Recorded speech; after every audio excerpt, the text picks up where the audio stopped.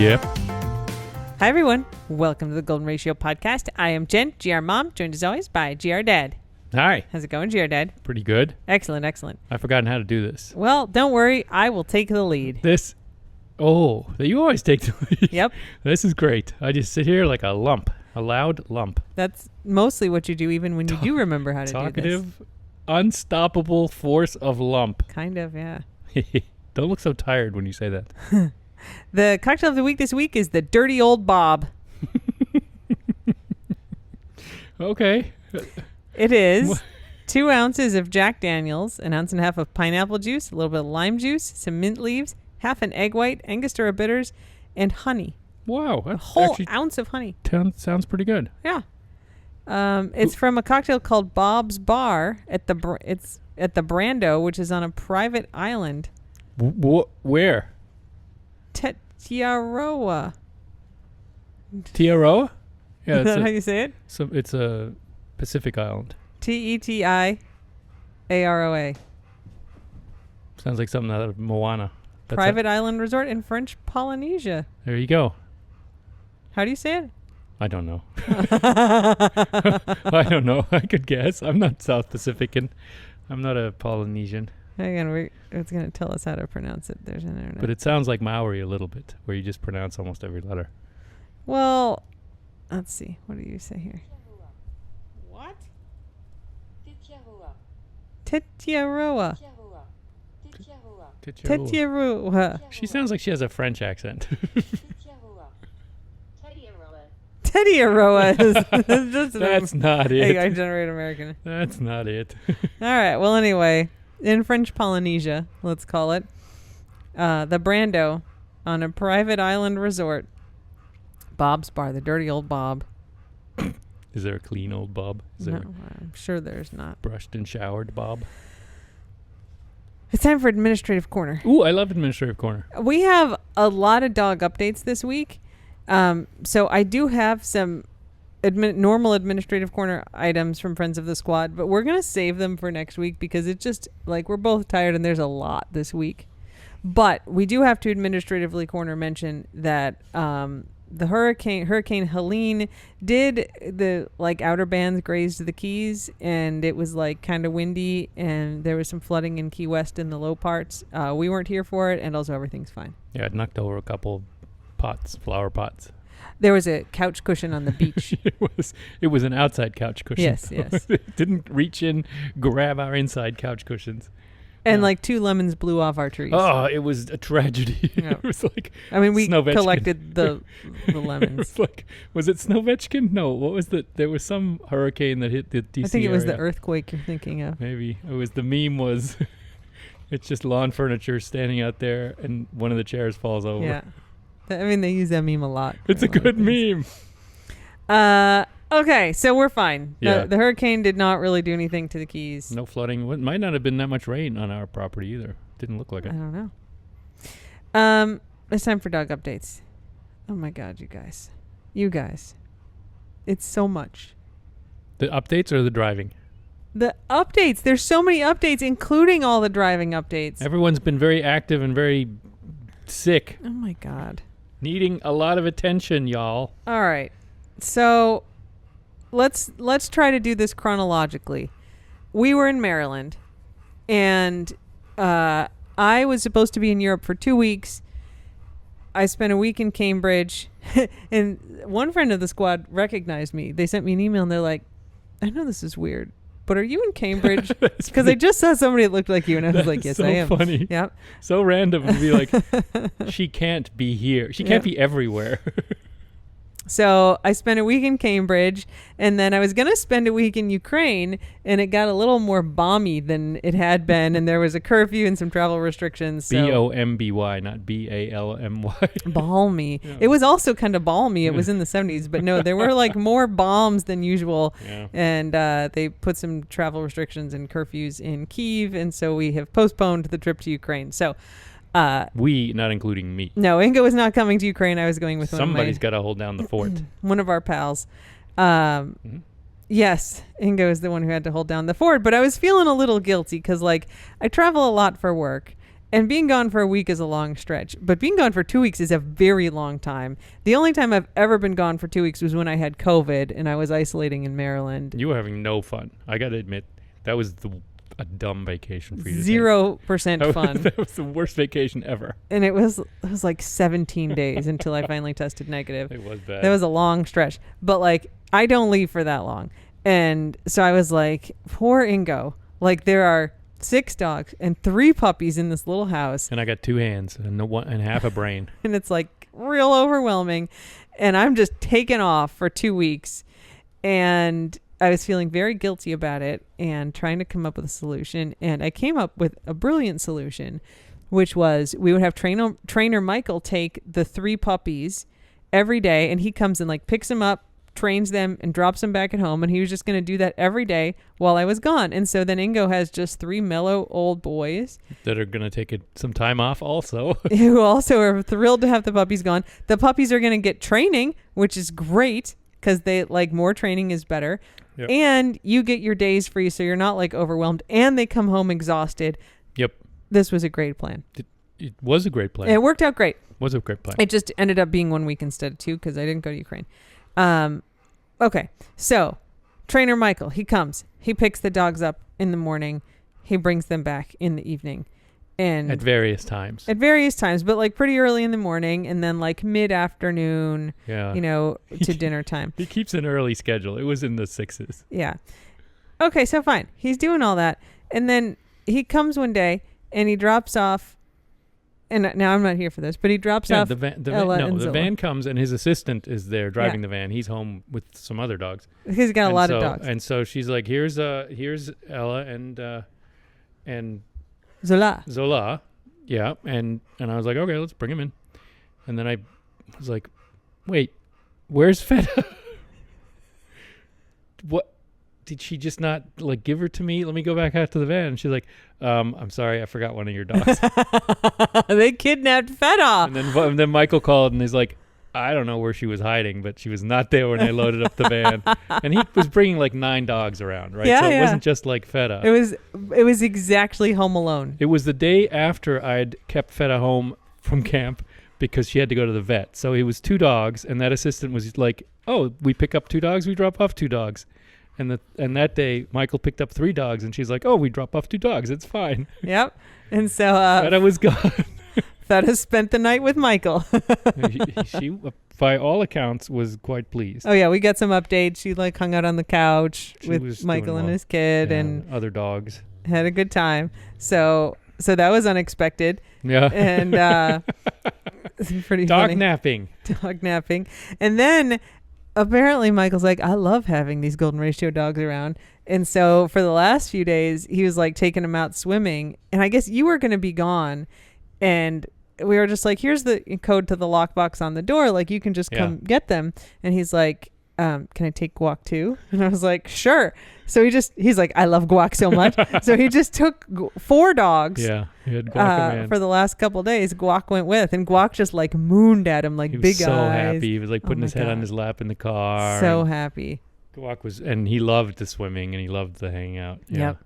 So Michael said he was a very good boy and has learned a lot. Yeah, no, he's great. Yeah, because Michael trained him 4 years ago. Unlike these other dogs who learned nothing. I think they got dumber. I think they learned nothing. They got dumber. It's not Michael's fault. He trained them well. They were doing stuff for him, and then they get home and they're like, we only do it for Michael. Fuck you guys. They're so bad. But whatever. It was still a win because you got some dog free times. Totally. We can't make these dogs any smarter than they are. Sorry. So I got home from the UK. Yeah. And then we took 1 full day at home to pack up the RV, and we drove back. And as we discussed in the previous podcast, we had a real rough go of it on the drive up, specifically with dogs escaping. And so I, as a person who must solve problems, I was like, I'm going to solve this problem. And so I bought them all their little tactical orange vests, which you have seen. Awesome. They're great. They're like fully clipped in, can't escape. But then I was like, so that's good. They got our phone numbers on there. They got like little Velcro straps. Yep. That's great. Yep. And I'm like, we need to make them not able to escape from the RV. And so what I got were these things that they're actually designed to be leash splitters. So if you have two dogs, you can clip the leash to like a ring in the middle, and then your hip or whatever, and right? then it has two parts that go off, and you can clip it onto two leashes. But what it's got is like the little, clippy thing like you would clip onto a collar on both ends. So the idea is you put two dogs on it, and then you clip a regular leash to the ring in the middle.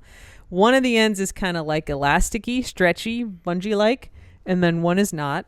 And what I did, instead of making them splitters, is I made them like leashes that just had clips on both ends. And I clipped them to these rings in the RV. You anchored them. Yes. These things in the RV are like for a ladder to hook into, which we don't have. So they're not going anywhere. They're very secure because they hold the weight of a ladder. And so I got 4 of these tethers, and they're connected to the RV. And then we could clip them onto the harnesses. And I was like, this is going to keep them from going out. And I'm like, Ingo, the dogs must be clipped in at all times. There are no, Brody doesn't need to be clipped in. Right. Guac doesn't really need to be clipped in because he's a good boy. Everybody else must be clipped. And if like we put Ella in the bathroom or something, then Guac also gets a clip. Like everybody's going to be clipped all the time. Yep. And so we did that. And they're like, I was taking him out at one point. I think you were driving and I took him out. And Zola was like, freedom! And just like bolts for the door and like hovered in the air. It was He's like an acrobat in the circus. And the tether's like, nope. Yeah. It was so and it was good. a little bouncy, so it didn't hurt her or anything. Yeah. It was like a boing. So good. She's hanging both feet in the air, right? Both yes. front feet. Oh, for sure. Like one toe touching. On her, on her harness. So it wasn't like even a collar. It was her No, it harness. wasn't choking her. It was great. Yeah. It It was a great system. It was It very saved entertaining. so many problems. And we just put them in, clip them to the tether. Unclip them to walk them, clip them back in to get the next dog. No escapes. It's a little bit like moonwalks or something where you have to clip in before you clip out. Yeah. And it was very much like Yeah. that. So, I mean, it was a little crazy, but it totally worked. And I am so pleased and like proud of myself and that we like solved that problem. Did that solve all the problems? Fucking no, man. No. I was going to say, I think we missed an opportunity because we could have just like clipped a few of them the whole drive. It didn't occur to me. You just clipped Zola. So was it less chaotic? Absolutely not. It just eliminated the escaping chaos, which is like good. It contained it inside like a pot of popcorn. Okay, so the main source of the chaos was Ella. Like 99% of the chaos in the RV was I'd Ella. say 85%. And then there's Zola is a large component too. She does what she wants. Yeah, but Ella was really the problem. So it's like, Ella, you can't just crawl on everything. She's like, I'm going to eat it. I'm going to eat it. I'm going to chew on this. I'm That's going to chew right. on this. She's like climbing on the door while we're driving. There's blinds. She's trying to Everything, pull them straight, down. everything. And we, like, I understand it's boring, but we had toys and she did not want the toys. Yeah. She wanted to run around and just like inspect everything. I mean, she was obviously nervous. We did give everybody Trazodone this time, which helped a lot for the first half of the drive. You didn't. I thought Guac had gotten a great dose of Trazodone because he was so mellow, almost like passing out. Yeah. And then you told me you hadn't given him. No, I any just gave him an empty Trazodone. pill pocket so he didn't feel left out. He was perfect. Guac is perfect. He responds to the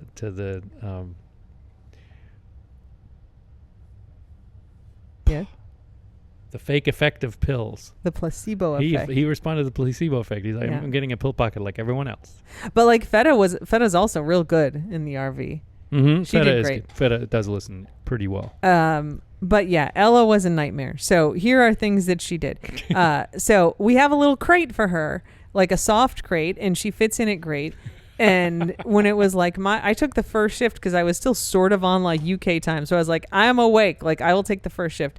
And then when we switched and I was like, all right, now I need to go to sleep.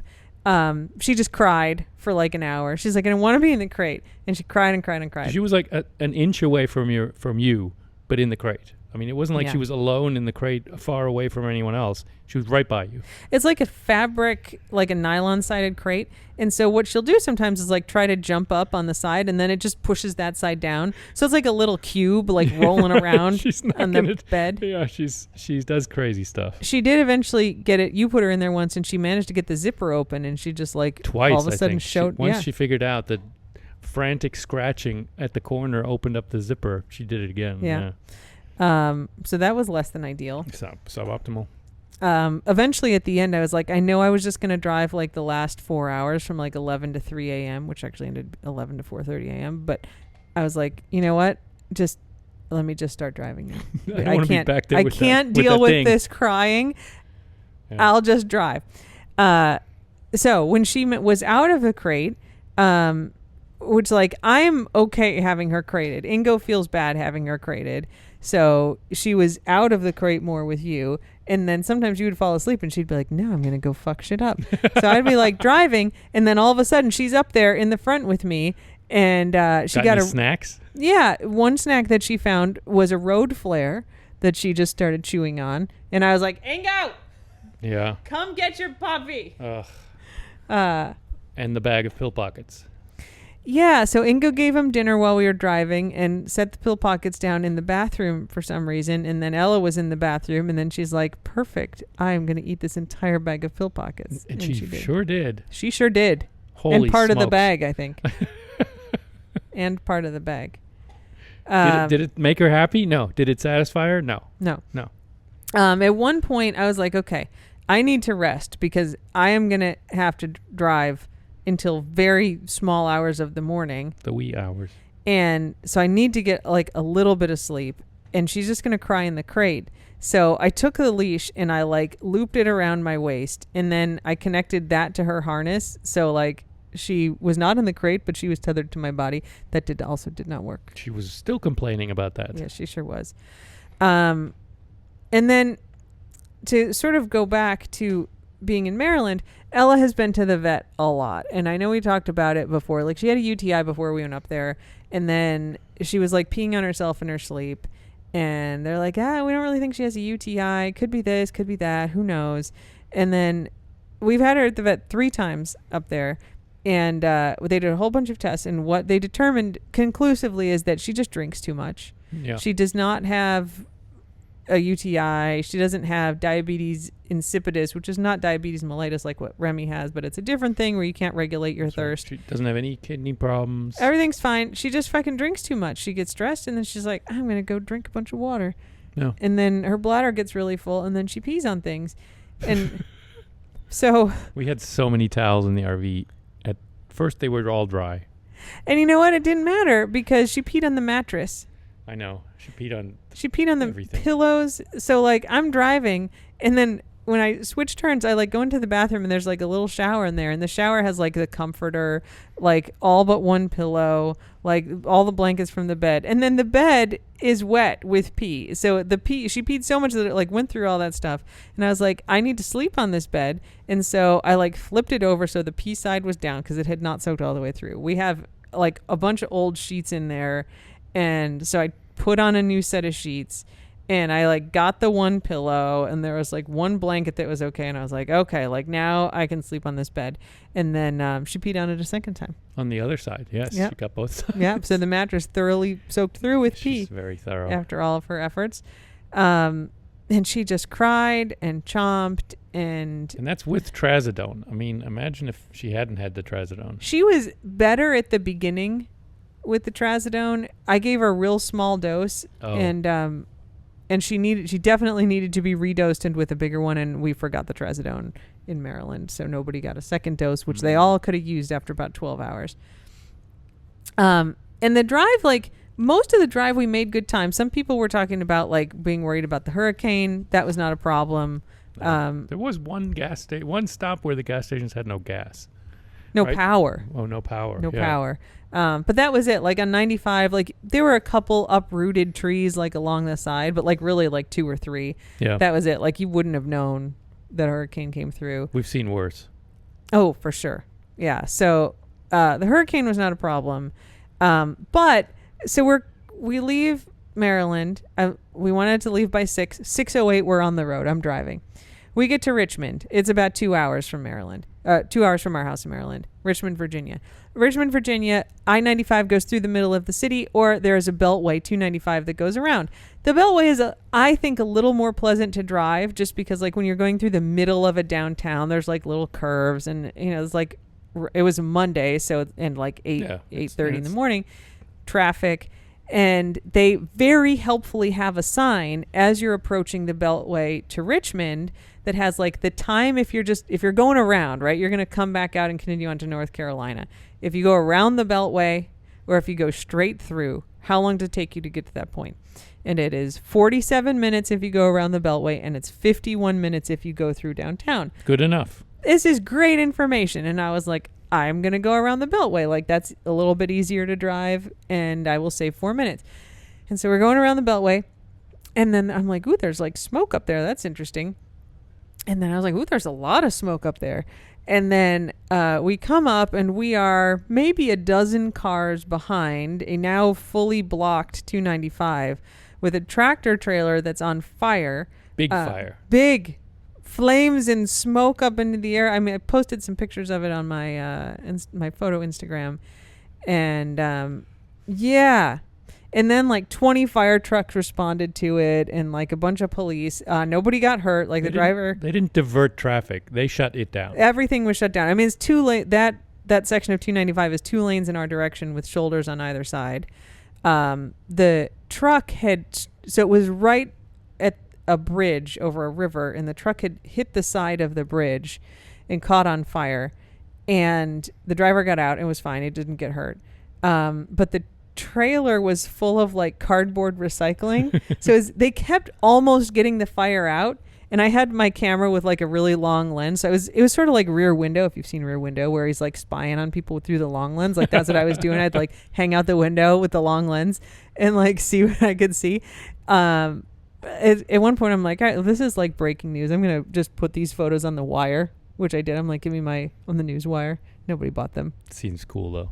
Because the cops had this great picture of like, just like a cop who was on the scene of these firefighters like on a ladder with a circular saw, like cutting a hole in the side of the trailer, and there's like flames coming up. And I was like, that's way better than my photos from like 100 yards but that's why back. they didn't let you get closer, because they knew you'd have a better picture. Yeah, that's right. I would have. I could have walked up there. Jealousy. Put my press credentials jealousy. on, just walked up. Because we sat there for 2 hours. 2 hours. Oh, it was so bad. And it's like, there's not, it wasn't stressful because it's like, there's not a damn thing we can do. Like, there's no way to turn around. There's nowhere to go. We just have to sit here and wait. But yeah, so we actually, if all had gone well, we would have gotten home at like 2:30 in the morning, which is not bad. But instead we got home at 4:30 in the morning. Which is bad. And, it was getting to the point where it's like, oh, are we going to have to like, we've occasionally done it where like we've switched every like 45 minutes because we're both really tired. And you don't want to drive like unsafely. I know. You have always vehemently rejected my suggestion to switch while driving. Yeah. I think that would be fun. But I know that's true. I did. But we have to stop and switch. And when we stop, all the dogs wake up and everyone's like, what's going on? Yeah, that's true. Yeah.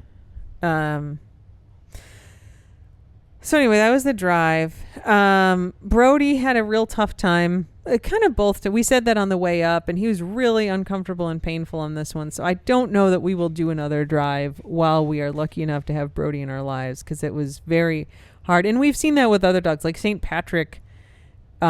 He would be really sore for a while after those drives. I just picture, I mean, I've lain on the floor, right? Like with my, just like flat on the floor. And it's kind of like lying on one of those Asian gongs and having the guy on the other side just bang the crap out of it. Oh. I mean, there is no cushioning. Every bump is like a bang to your head. It's terrible. I feel why dogs don't like being on the floor. And Brody's got no ups, right? Most of the other ones have some time on mattresses or something. He doesn't really like laying on soft stuff, so I think if we were to put him on the bed, he wouldn't want to be up there. No, it's true. But it's not. But he likes to spread out and lie on his side, and he couldn't do that, and so it was uncomfortable for the old man. And then, occasionally Zola would come up and try to lick his face or push him out of the way, or Remy would come pant Someone would step on him. Pant on him. So I think we're done with. I mean, not that we go that often, but I would not want Brody to go through that again. Next time we're walking. Okay.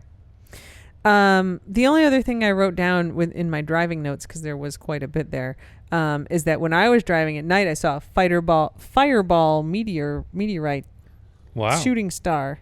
That's cool. It was cool. It was like kind of blue-green, and like a big flash, where it had like a big round part in the middle and then like little trail coming off. It was That's cool. crazy. Super cool. And it wasn't like Cape Canaveral Starlink rocket. This was way earlier, right? Oh, it was like pew, right? Like it lasted like 2 seconds. Yeah. And I was driving and I went, wow. Like totally unconsciously, just wow. It was great. And I was way in the back sleeping. You were asleep. Yeah, that's okay. So there you go.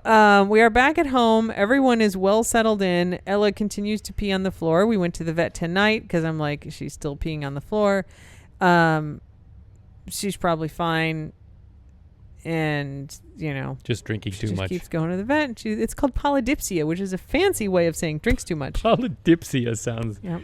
sounds dumb too, though. It sounds like she's being insulted. You And- polydipsic. I was like, her belly's kind of bloated, right? And the vet feels it, and she's like, yeah.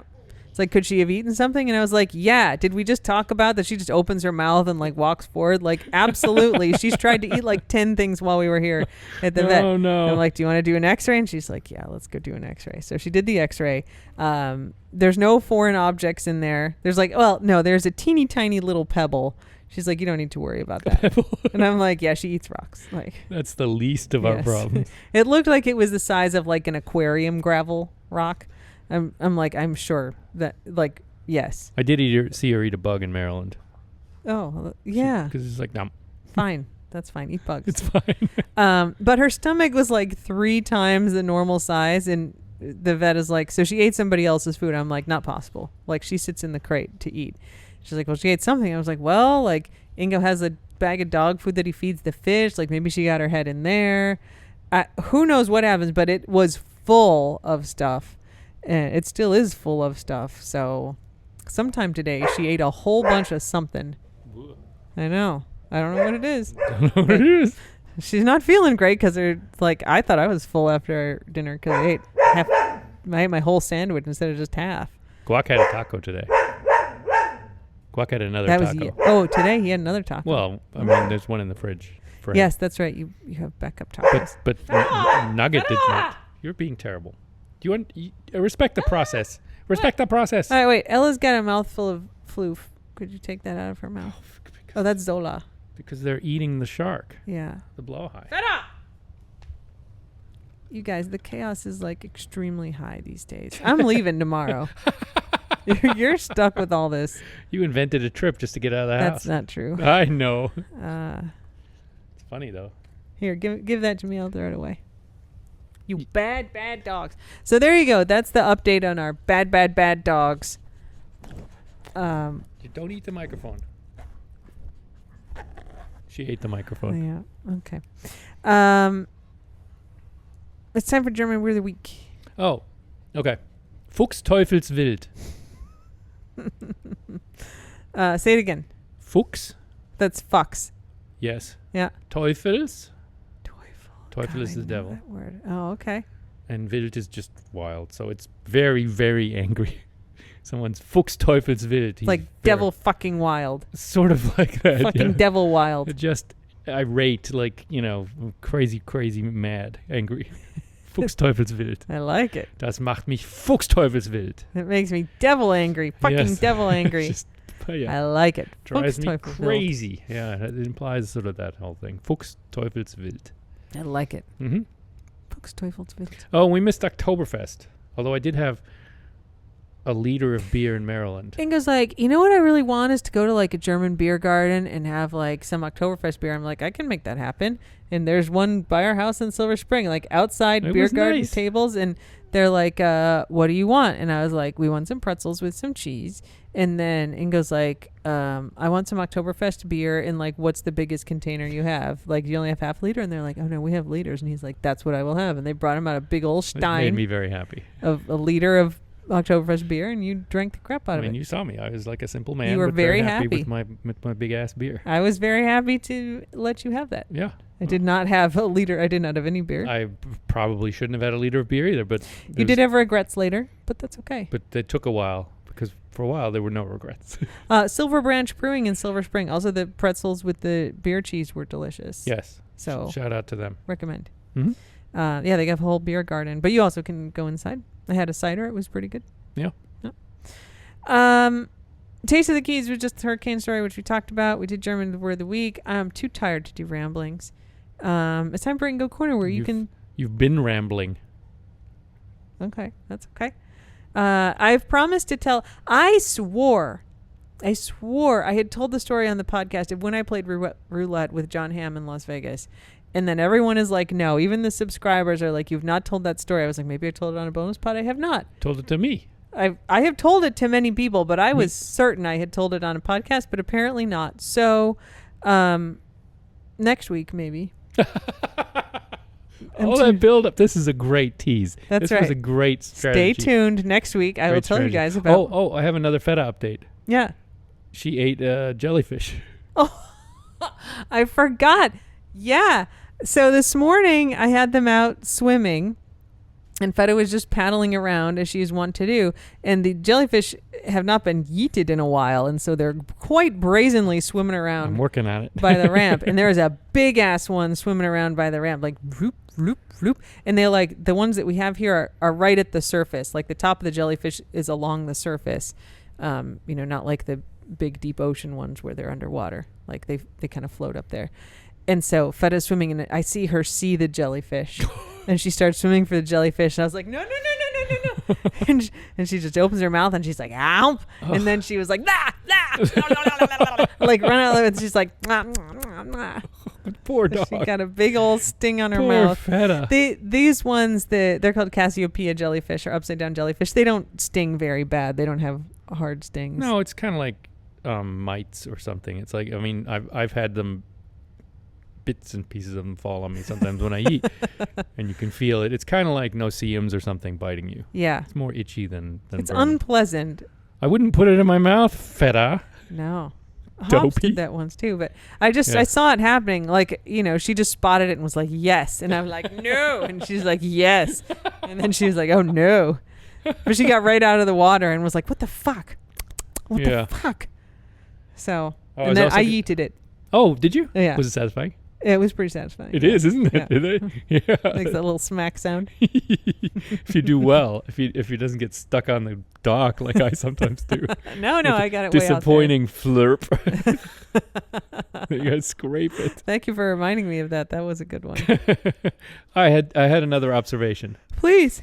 The dogs ruined our yard in Maryland. It rained a lot, and so they were digging, and then the puddles would fill with water. Yeah. It was kind of like those World War I films with like the shell holes full of water. Yep. And they would trounce through them. Sometimes they'd get excited and dig in them. You did fill all the holes in with fresh dirt, though. At the end, by the end. You seeded them too, right? There's grass seed on them. Yeah. So now they're going to have time to recover. There's hope. Yeah, no, that's right. The grass recovers, and then 2 weeks of the dogs ruins them. Yeah. The grass here looks great too because it had 2 weeks off from the dogs. That's true. So far, not as much rolling and scraping and destroying. You put down seed before we left, and so it's been a month. Yeah. Pretty much a little less than a month. And it's making a big Some of it sprouted, yeah. Yeah. There's hope, but these guys are, if anyone needs to have a yard that needs to be ruined or leveled or dug up like a farm, maybe, prepared for harvest. Like, when people's houses get foreclosed on and then they just like fuck the inside before they leave, right? They spray paint stuff and they like break things or whatever. Not that we like condone that, but like if you're in that situation and you want to do it to the yard, we'll bring the dogs over. Yeah, it's like a goat herd, but for evil. Stop. He's allowed to have a ball. God, she's so annoying. I'm going to walk everybody. I'm so tired, but like everybody's getting a walk tonight. Why don't you just harness them in the RV and then drive the RV around? I mean, because that's unpleasant for me. I'm not going in that RV again for a long time. You're PTSD'd. Yeah. We were like getting ready to leave and we were like loading stuff up on, I guess, Sunday. And, you always clean it out. You do a great job. And I went in and I was putting stuff in and you came in and I was like, you know what it smells like in here? It smells like sadness. It does. It's got a really bad chemical, like nasty smell. It's clearly, what do they call it? Off-jetting. Off-gassing. Off-gassing. Yeah. Plastic and nasties. I mean, and then when you get out, everything smells like it. The dog smelled a little bit like it. Mm-hmm. have now fixed with salt water. Unpleasant. Yeah. And we don't have pleasant times in it. Like, it could be like, oh, we actually like trundle that RV like out into pristine wilderness and open the door onto like beautiful mountain views, and like we both The in dogs this universe go bounding out into the sunshine. That's right. There's no one around, and in this universe we both like camping like that. And then we could be like, no, the RV, it smells like beautiful times. No, it's some dingy gas station in South Carolina with like some guy with the loud music next door and 3 monster trucks, and you're trying to like walk the dogs over to the one piece of lawn, and they're like, ooh, chicken bones. and fire ants. Oof, I want to walk right through that mound of fire ants. They're just not Guys, good at it's it. so unpleasant. They're just not It's good so at unpleasant. it. Yeah. This is why we both started taking pilot lessons in like late 2019, early 2020, because it was like, we will fly them. Yeah, but then we discovered you have to be rich to get a giant plane like, John Travolta big. We don't need a 737, which he does have. 707. I think John Travolta has a 737. Maybe he has both. He might. I mean, he's got enough money. Yeah. But anyway, we were far from getting one of those licenses. We don't need one of those, but No. but even like a 9-seater plane is a lot of money, and we're not rich like that. No, and plus it takes 2 days to fly up to DC. We've discovered they're Yeah. actually really slow. Yeah, if I could like learn to fly a Learjet, I'm sure you could, but then you'd have I to could eventually. Then you have to steal one. John Travolta has 3 planes: a Dassault Falcon 900, a 737-300, and an Eclipse 500. The 707-138 is no longer part of his collection, but it was his most famous plane. Yep. But he does have a 737. Wow, Mm-hmm. that's pretty cool. He has a bigger fleet than some national airlines. No kidding. It's pretty cool. It was a British Airways plane, and then it was a Germania and Maersk Air, and then Delta plane, and it was all economy, and it could seat 120. Has he modified it to seat one? Yes. Just So one giant chair. after Delta retired it in 2007, it was refitted and converted for VIP business travel. He got it in 2022. And so it's like a luxury business inside now. Like Saudi princes have those, Like there's a stateroom and there's a arcade or something. Yeah. Bed. Well, Nice bedroom. of course, bed. Bathroom with a shower. I don't know. Yeah. I don't know. Bowling alley. Bowling alley in a plane would be fun. Bank left. Bank left. That'd be cool. Oh, okay. Easy to cheat. Anyway, yeah. So we don't need a pilot's license. We just need a lot of money to be able to charter To have a pilot, yeah. charter a private We'll jet pay back John and forth. Travolta to drive and fly us around. You know what? We don't need John Travolta, but to get a plane that would fit these dogs, that we like each direction would probably be $25,000 or $30,000 To charter. to charter a plane for like us. Yeah, and the dogs. that's a bit more than the RV costs to Yeah. go up there. If it were like 5, I would pay it. I would like work yeah. extra. Yeah. But 30 totally. will like that's just not the we don't have that kind of money. But wouldn't that be nice? We keep playing the lottery and we keep losing. God. It seems unfair because I really believe that I'm going to win when I buy a ticket. Oh, there's about to be a disemboweled Blauhai here. All right. I think that means it's time to hang up. I think that's fair. Thanks everyone for listening. I'm going to get some sleep. Yeah, no kidding. We both really need it. So thanks everyone. And we'll talk to you next week. Yeah, the And- chaos continues. Woo! Until next time, Slava Ukraini, and don't put anyone unless they ask you to. That's right. And don't leave your dad at home with alone with the dogs. Well, I'm I'm about to do that for like 6 days, so we'll report back next Wednesday on how that all goes. going to gain 10 pounds. Bye. Bye.